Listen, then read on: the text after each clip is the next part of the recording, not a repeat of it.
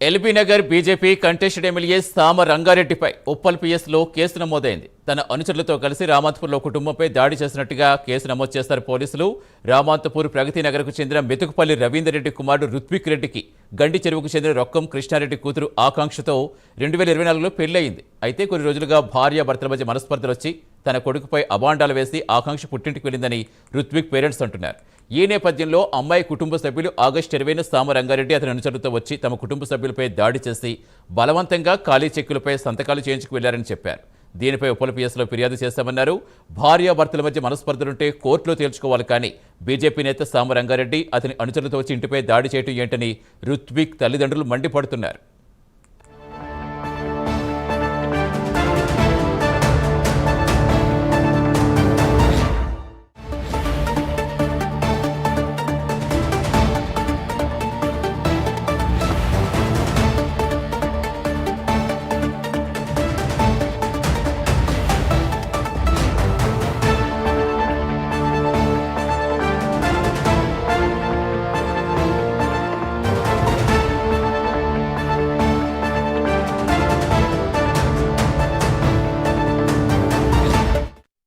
April 21, 2024లో ఆకాంక్షారెడ్డి Rokkam అనే అమ్మాయితో జరిగింది. ఈ మధ్యకాలంలో వాళ్ళు మనస్పర్ధల మూలాన మేము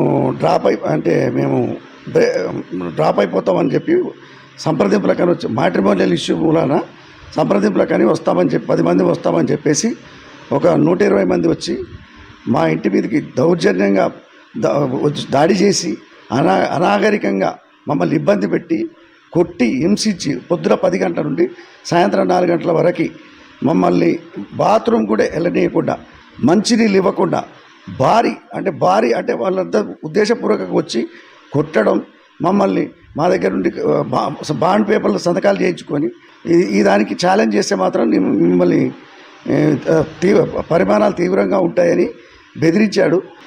మా అబ్బాయి పెళ్ళి